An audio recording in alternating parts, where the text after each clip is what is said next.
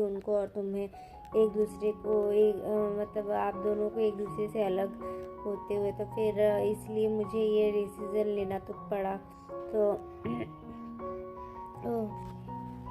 बोलती है कि जो अगर तुम्हें ऐसा था तो तुम सच भी बोल सकती थी ना मुझसे, रणविजय से बोलता है। पर वो बोलती है कि अगर मैं सच बोलती तो क्या तुम दोनों मेरी बात का विश्वास करते और क्या तुम ये सब चीज़ें होने देते नहीं ना।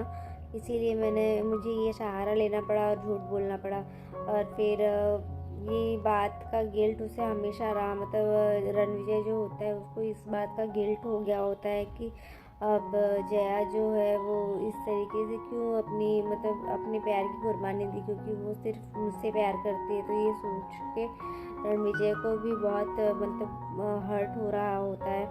तभी तो रणविजय होता है वो समझ नहीं पाता है कि वो क्या करे। और यहाँ जया जो होती है वो भी बहुत ही अपसेट हो जाती है, बहुत रोने लगती है, पर वो उसको भी समझा नहीं पाती है। Sorry friends. तो जया जो होती है वो रणविजय को ये समझाने की कोशिश करती है कि अब तुम दोनों एक दूसरे के साथ सही से रहो, क्योंकि अब हम दोनों का डिवोर्स हो चुका है, तो हम दोनों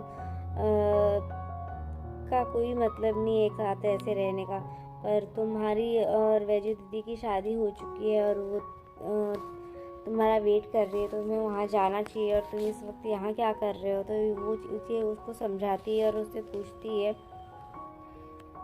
और ये सब देख के फिर जो रणविजय होता है वो बहुत ही अपसेट रहता है, मतलब जया के बारे में वो सोच के कि जया किस तरीके से अब रहेगी अकेले, क्योंकि उसने तो कुणाल को अब मना कर दिया है उसके साथ रहने में और उसके साथ आने के लिए, क्योंकि कुणाल के अंदर तो कहीं ना कहीं कुछ फीलिंग्स आ गई थी। पर वो बोलता है कि तुम्हारे दिल में तो कुणाल के लिए कभी कोई फीलिंग्स ही नहीं रहा, कभी कोई प्यार ही नहीं रहा, तुम दोनों एक दूसरे को इवन अब जानने लगे हो।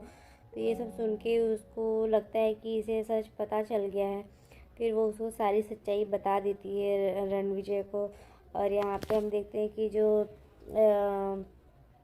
रणविजय होता है वो बहुत ही इस बात को लेके बहुत अपसेट हो जाता है कि मतलब जया जो है वो कैसे अब सारी लाइफ अपनी सरवाइव करेगी। और यहाँ पे दूसरी तरफ हम देखते हैं कि जो वैजू होती है वो भी रणविजय का वेट करती रहती है, क्योंकि कब से वो वेट करती रहती है उसके लिए कि कब रणविजय जी आएंगे और राणा जी कब आएंगे, क्योंकि उसको बहुत सारी उससे बातें करनी होती है, बहुत सारी चीज़ें बोलनी होती है। पर रणविजय जो होता है वो जया की टेंशन में उस सारी जो उसके अंदर फीलिंग्स और एक्साइटमेंट थी वैजू से शादी की, वो सारी चीज़ें ख़त्म हो जाती है। और फिर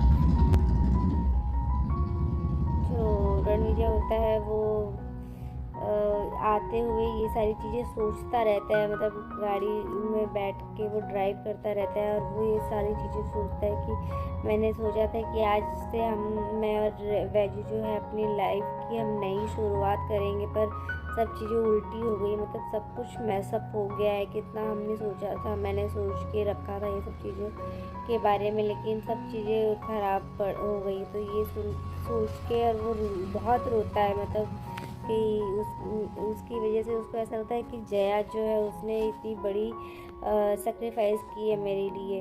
और यहाँ पे हम देखते हैं कि बहुत ही तूफान आने लगता है, तो फटाफट जो वैजू होती है वो विंडोज़ बंद करने लगती है और अपनी बेड पे वो देखती है राणा और वैजू का नाम देखती है, तो उसको बहुत अच्छा लगता है। पर जैसे ही हवा का झोंका आता है वो भी उड़ जाता है, तो जिसकी वजह से वो बहुत घबरा जाती है कि क्या हो रहा है, मतलब दूध का ग्लास जो होता है वो टूट जाता है, जिसकी वजह से उसे बहुत डर लगने लगता है कि अचानक से ऐसा क्या होने लगा। तो आज के एपिसोड में बस इतना ही है फ्रेंड्स, मिलते हैं नेक्स्ट एपिसोड में, तब तक के लिए bye bye, take care, Radhe Radhe. और अगर चैनल पे नए हैं तो चैनल को सब्सक्राइब करना, बेल आइकन को प्रेस करना बिल्कुल भी ना भूलें। तो मिलते हैं फिर हम नेक्स्ट एपिसोड में, तब तक के लिए बाय बाय। और स्टोरी अच्छी लगी हो तो वीडियो को लाइक करना बिल्कुल भी ना भूलें।